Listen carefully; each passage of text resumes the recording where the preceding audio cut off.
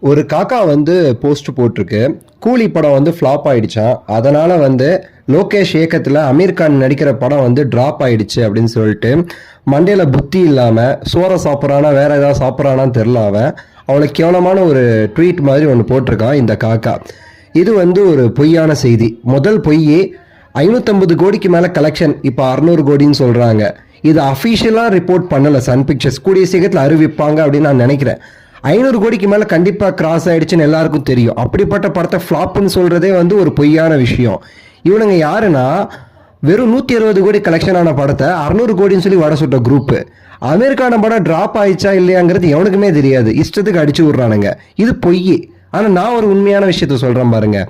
வாரிசுங்கிற ஒரு கேவலமான படத்தை கொடுத்து அதை மக்கள் எல்லாரும் காரி துப்பி ஒரு தீவிரமான ஒரு வெறித்தனமான ஒரு ஃப்ளாப் ஆனதுக்கு பிறகு அண்ணன் வேற வழி இல்லாமல் அரசியலுக்கு வந்தார். இது வந்து உண்மை.